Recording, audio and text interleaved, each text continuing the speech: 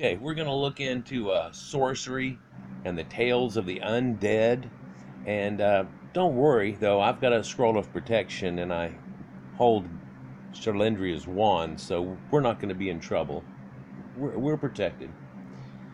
But what we're going to look into here is an ancient story from the Middle Ages and how it correlates with ancient tales of sorcery and magic and so on like that. Whenever I was doing D&D, whenever I was younger and stuff in it, we had used this exact concept in one of our tales.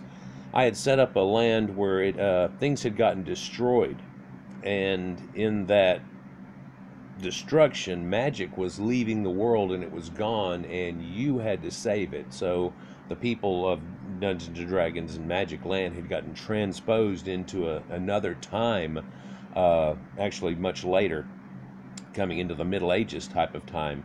And but they were kind of unaware of it. But then once they got into it, they knew of where they were.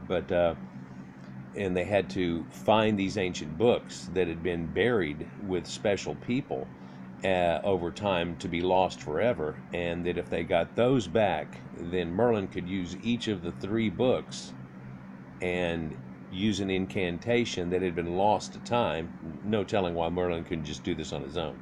This was, of course, for the plot of the game.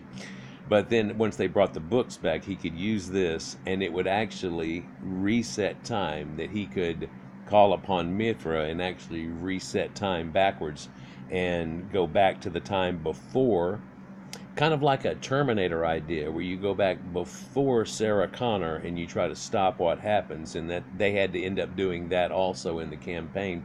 And it contained three books. One was a black-skinned book, one was a red-skinned book, one was a gray-skinned book. And these were all made out of apparently human skin, or at least the covers were at one time, and that they were dyed. And this will go into it a little more, but in the story of the books that there was, one was the door, one was the iron lock, and one was the key. And you can kind of see that shown about here, but not quite the same. Also, one was the eye, and the book has an eye on it here. So let's get into this little tale that they have here for this, and I'll expound upon it a little bit as we go. Icelandic sorcerers and the books of magic that they coveted. The only highly rich tradition of Icelandic books of magic of the 16th and 17th centuries has survived only in a fragmentary state. Despite this fact, Icelandic folk tales speak about the existence of famous occult books owned by even more famous historical attested sorcerers. Now, famous black books of legend. In Iceland, there are two main texts in the history of black books. The most famous such text is the Raudiskinna. The title of this book of magic means red skin, and the title was compiled by the Bishop Gottskálk Niklason the Cruel, a bishop with this name. He was the bishop of Holar, who died in the year 1520.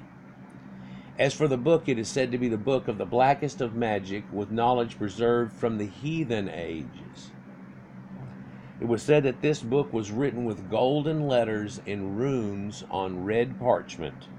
This explains the title of the book, which means red skin or red vellum, which could lead a different way. According to legend, Gottskálk was buried with Raudiskinna, as he never wanted to pass down the magic compiled in the book, and this is why the text is believed to hold great secret power. And this is why Merlin had to get the book back and so on. And here we see a red-skinned book, and you can see the magic oozing out of it. But one of the other famous book of magic from Iceland was the Gráskinna, which meant gray skin, and this book had two volumes. One of these resided at Holar, while the other resided at Skalholt. This text has two parts. The first is written using the Roman alphabet, and it discusses the lesser magic arts such as wrestling magic, known as Glimdaur, and palmistry, known in Iceland as Lofalist. The second part was written in a type of coded runes which concealed their actual meanings. This runic code is known as Villain Runir, and in the context of this book, the code talked about black magic spells. And you get this Villa Runir, and it makes you wonder if it had to do with villas, if it had to do with something. But notice that villa, using linguistics, villa is the name of a town, but it's also the starting of the word villain. And Runir, of course, deals with runes. The diligent student of Holar. In the times of old in Iceland, there were two main schools of magic, one at Holar and the other at Skalholt. At Holar, there was once a very diligent student named Loftur. He always studied magic, and he also encouraged his fellow students to take up such studies as well. Still, apart from Loftur, the other students only managed to learn a few basic tricks known as kuckle. Even though he was very serious when it came to his magic studies, Loftur loved to perform magical jokes on other people. He also asked his fellow students to do the same. So we see somebody that's looking a little Tom Riddle, perhaps a young Voldemort, if you will, and this seems to be a little bit Hogwartish, but let's continue. He also asked his fellow students to do the same. Once, Loftur had to go to his parents' house for the Yuletide celebrations. In order to get there, he took a servant girl. He put horseshoes and a bridle on her, using her as a horse. He rode her in a magical ride known as Gandreed to his parents' house and back. After this, the girl had to stay in bed for a long time as she suffered from wounds and exhaustion. It's told in this tale. Also, the magic compelled her to be able to talk, to be unable to talk about what had happened to her as long as Loftur was still alive. That supposedly after his death, she recanted what had happened, and they had turned her into a nightmare. Right? There's more to this, though, but let's stay on this topic. Stephen E. Flowers discusses another one of Loftur's pranks in his books Icelandic Magic as follows.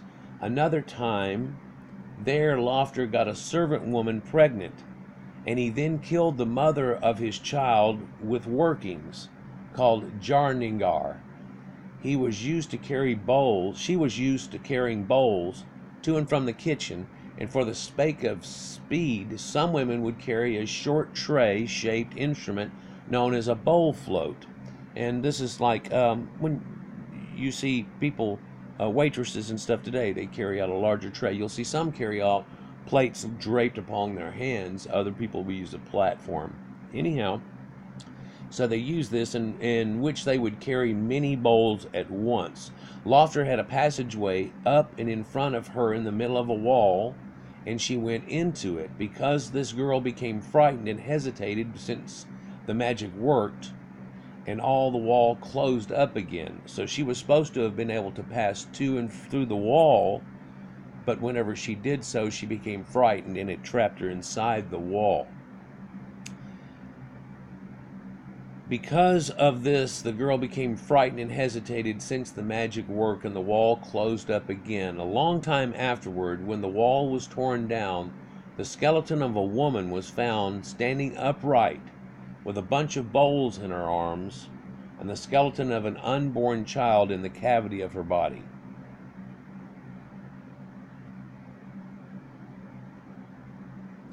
This could have been something much like what she looked like. Reverend Thorleifur Skaftason, pardon me for these names, was the rural dean and the cathedral vicar back then, and he rebuked Loftur for his behavior. And this is noted. Still, Loftur did not change his ways. Instead, he even began to try to harm the dean himself. But this could not be achieved because the reverend was a great man of God and nothing impure could touch him. The word for impure here is Orient, but if you look at it, Orient is the name that they use towards the concept of having become impure. Lofter learned everything in detail from the Grayskin. After this, he sought knowledge and advice from other magicians. However, no one knew more than he did. In time, Lofter became evil in temper. Therefore, all the other boys in the school began to fear him, and they let him have his way every time. Again, we start to see the hearkenings of Tom Riddle becoming Voldemort. But there's some archaic type writings from then, and it was early winter when Lofter talked to a boy whom he had known to be more courageous than many. He asked this boy to help him raise the ancient bishops from the dead. The boy hesitated at first, so Lofter threatened him. Fearing for his life, he asked what he could do to help, as he knew no magic or Galdur. Lofter said that all he needed to do was to stay in the bell tower and hold onto the bell rope without moving. He had to stay like this and watch Lofter until he gave a certain sign with his hand to ring the bell. According to Stephen E. Flowers, Lofter said, I want to tell you about my plans. Those who have learned as much magic as I have can only use it for evil, and it must all be destroyed when they die. If a man knows enough, then the devil, Jofulin, will have no power over the man, but rather he must be his servant without receiving anything in return, just as he served. Sayamunder the wise, and whoever knows as much as that is also his own master, Shaljafur, able to use his knowledge, which is Kanatu, however he wishes. This knowledge is not easy to obtain in this day and time, since the Black Book, Sarvatskoli, closed down, and Gottstalk the Cruel had his book, Redskin, buried with him. This is why I want to wake him up and force him by magic, Sarah, to hand Redskin over to me.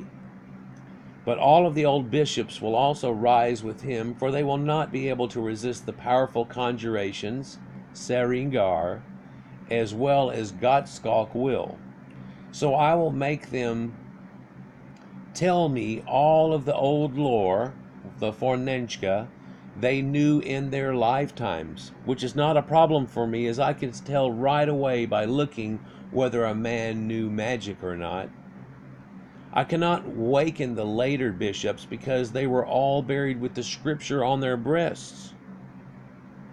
Serve me well and do as I ask you. Do not ring too soon or too late, for my life and my eternal welfare depend upon it. I will reward you so well that no man will be your superior. And so raising the dead. At night, the two boys snuck out into the cathedral. The moon was shining bright, moonlit even the inside of the churches. While the schoolboy went into the bell tower, Loftower went into the pulpit, and he began to conjure Sarah. It did not take long, and a man wearing a crown rose up through the floor. He was the first bishop of Holar. He is said to have told Lofter, "Stop this, you wretched man, while there is time, for my brother Gevendur's prayer will weigh down heavily upon you if you bother him." Still, Lofter ignored his words and continued to utter his own conjurations. As he did this, one by one, all of the ancient bishops rose up from their graves as a mist. Stephen E. Flowers writes that all said a little something to Lofter, but it's not known what was said. 3 of them wore crowns, at first, the last, and the middle one. None of them was concealing any magical lore. And so this is a depiction of the rising of the bishops. Up until this point, Gottstalk had managed to resist the young man's conjurations. Therefore, Lofter became more serious with his conjuring. He turned his speech to Gottstalk alone. It says, he then turned to the penitential Psalms of David, redacted or rededicated to the devil, and made a confession of all good that he had ever done, as if it were evil sin instead. 3 crowned bishops now stood at the other end of the church with their hands uplifted and turned their faces towards Lofter, while the others looked away from all of them. Then a great rumbling was heard. A man rose up through the floor with his crozier, or cross, in his left hand and a red book under his right arm. He did not have a pectoral cross. He cast an unfriendly eye towards the other bishops and then turned and grinned at Loftur, who was now conjuring as hard as possible. Gottskalk moved a bit closer and said in a sarcastic tone, "Well sung, son, and better than I thought you would, but you won't get my red skin." The end of the fair.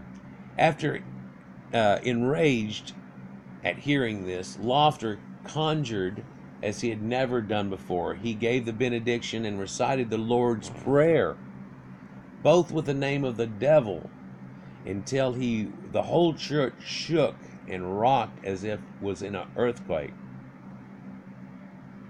To the other boy it seemed that Gottskalk edged near to Lofter and unwittingly reached a corner of the book out to him. Before this he had been frightened, but now he shook with terror and everything turned black before his eyes.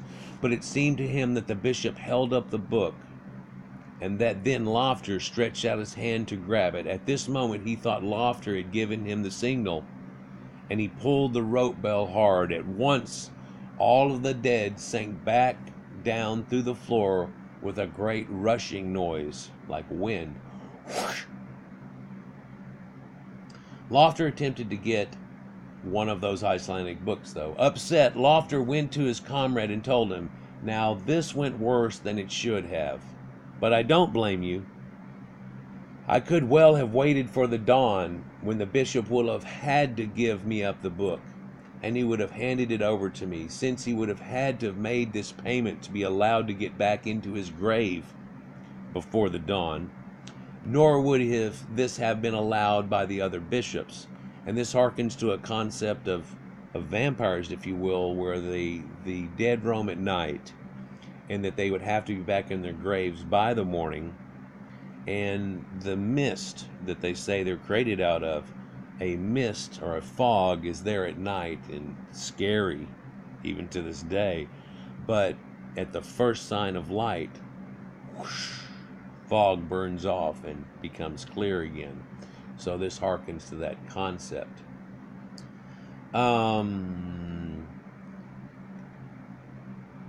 But he was more enduring than I in the contest between us, because then I saw the book and heard his mockery and became enraged. And though I could get it immediately by force of conjurations, I came to my senses when, if I had chanted just one conjecture staff more, it would have sunk the whole cathedral into the ground, which is what he had intended. In that moment I saw the faces of the crowned bishops, and so faltered. But I knew that you would turn weak and grasp the bell rope to sound the bell, while the book was so close to me that I felt I could grasp it. As it was, I touched the corner. I really did think I had a grip on it, and it would never drop it. But things have to go as they have been ordained, did, or spoken. And now my salvation is lost forever, and your reward as well. We must both keep quiet about it.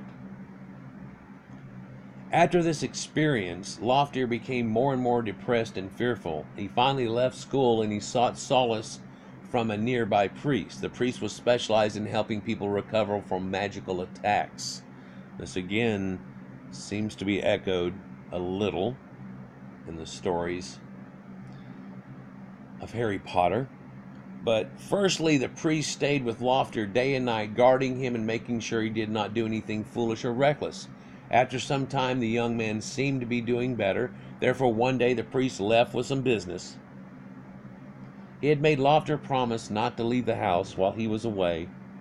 Despite his promise, as soon as the priest left, Lofter went to a nearby fisherman.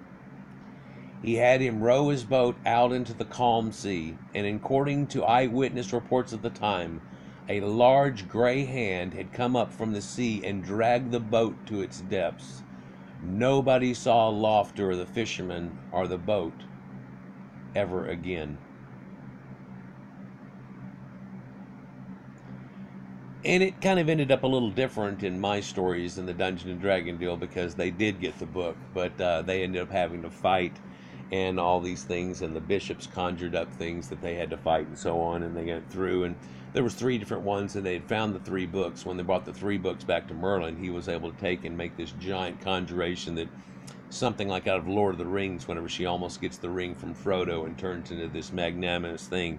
He attained this power from getting these 3 books together, reading the incantations from through, putting them in his mind, and then speaking them out as he did his sacred rites and stuff. And this allowed him to conjure up something that we could use to go on our next quest to get another piece. And we ended up having to get a special sword and a mirror and a circlet from ancient Sumerians and put them together and take the sword and shatter the mirror and do these things that broke a curse of ancient old.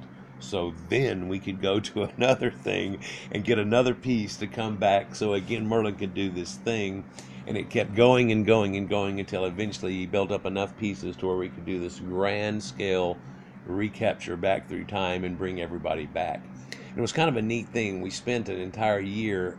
We were in Dungeons and Dragons for a couple of years, and with the same grouping. And then we got to spend almost an entire year totally in this other land with total different things going on. People could create things and stuff. It was kind of neat. It had some different rules and regulations to it too that I had incorporated into it, and a lot of them we kept once we came back, but it was kind of neat to have done so.